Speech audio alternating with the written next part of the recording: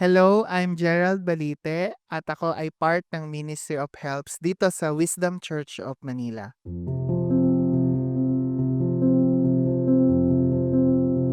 Last year, merong breakthrough offering ang church and we are led to give an amount despite na during nung November na kami ay nag-missions trip to Vietnam ay nawalan ng work yung asawa ko. So despite of losing that amount ng income sa aming household, we prayed and we believe na itong breakthrough offering na nililid kami ni God to give is a seed for our financial breakthrough. Kahit na medyo malaki yung amount for us, we obeyed and we seed that amount. And January, nilid ako ni Lord 3 days before ng corporate fasting ng church.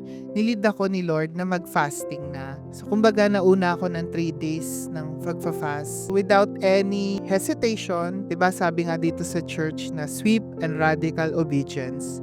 I obeyed. Nag-fast ako, nag-speak in tongues, and then during first day ng fasting, in-approach ako ng friend ko. Sabi niya, bro, meron opening sa work. Gusto mo ba mag-apply? Interviewin kita mamaya. Ako, marami akong insecurities kasi yung in-offer niyang work malayo sa expertise ko dati. Marami akong hindi alam sa work na ito. During my speaking in tongues session with the Lord and fasting, pinakancel niya yon, pinarenounce niya, and I was led to do a listening prayer. Naglisten ako kay Lord, ano ba yung totoong identity ko sa Kanya. Sinabi niya na magaling ako, I am fit for that job. Kinancel ko yung hindi ako magaling mag-English, hindi ako magaling sa ganitong work, hindi ko alam yung ganitong industry, kinancel ko yon. And then during that interview, talagang na-feel ko yung Holy Spirit. Na-feel ko yung mga guide niya na ito yung mga sasabihin. After that interview, I thank God because I know and I know then I know. Natanggap ako despite na wala pang result yung interview.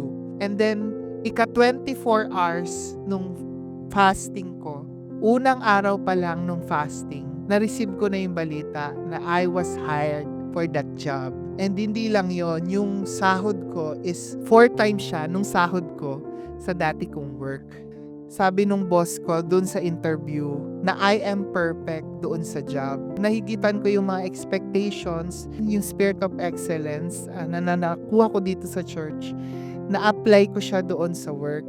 Nagalingan yung company doon sa boss ko. Dahil doon sa ginawa ko, is 3 pa yung kinuha nilang employees, which na-help pa yung mga taga-church kasi yung mga taga-church din yung naipasok namin sa work. So, yung breakthrough ko, hindi lang nag-end sa akin, kundi naging breakthrough siya ng ibang mga people dito sa church. Yung sa breakthrough offering, ang declaration ko lang is double yung income namin for this year. Pero yung ginawa ni Lord, ginawa niyang 4 times yung income namin for this year. Lahat ng mga ginawa kong principle, speaking in tongues, fasting, listening prayer, and talagang canceling yung mga lies ng enemy, I learned it here sa Wisdom Church of Manila. I invite you guys to attend Wisdom Church of Manila, 2 p.m. to 4 p.m. Makikita nyo, malalaman nyo, ano ba yung design ni God for you?